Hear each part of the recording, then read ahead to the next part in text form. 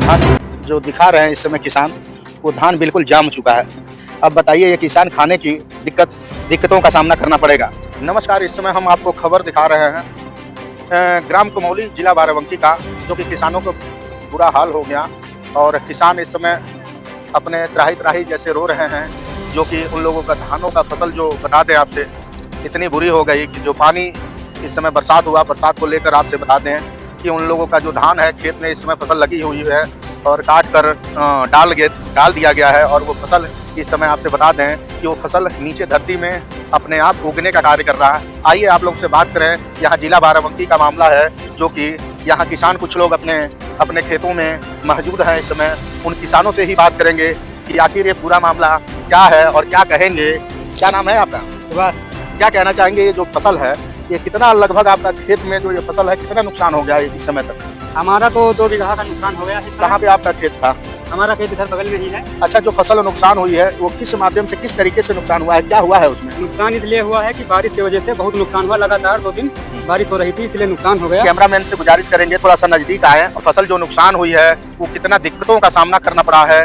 जो फसल बचपन से लेके, छोटे से लेके और बड़े होने तक फसल को कितना इंतजार करना पड़ता है और कितना पैसा लगता है, वो तमाम किसान यहाँ मौके पे मौजूद है। उन लोगों से ही बात करेंगे।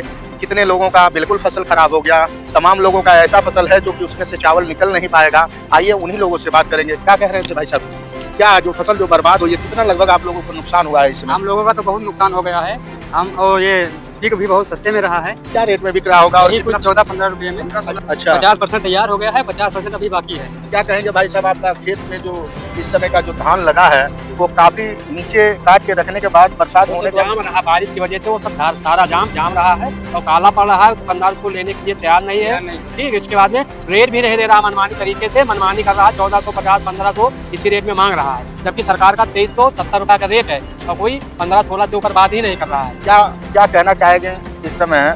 मान लीजिए हमारे आदित्यनाथ योगी जी से क्या उम्मीद करेंगे, क्या गुहार लगाना चाहते हैं? हम सरकार से यही गुजारिश कर रहे हैं कि जिसका जो हिसाब से नुकसान हुआ है इस हिसाब से मुआवजा की भरपाई करें। लेकिन इस समय किसान काफी लोग, उन लोग का शरीर देख लीजिए क्या हालत है उन लोगों का, और ये एक धान लगाने के बावजूद भी काफी दिन तक उसको देखभाल करना पड़ता है, उसको एक बच्चे की तरह सेवा सत्कार करना पड़ता है, फिर जाके उसमें से धान निकलती है, तब जाके वो किसान अपना पालन पोषण करते हैं। और इस समय माननीय आदित्यनाथ योगी जी से यही उम्मीद है इन लोगों का कि वो धान तो अब चला गया, लेकिन आगे सरकार की तरफ से कुछ न कुछ हमको मुआवजा मिलने का कार्य होए। नमस्कार।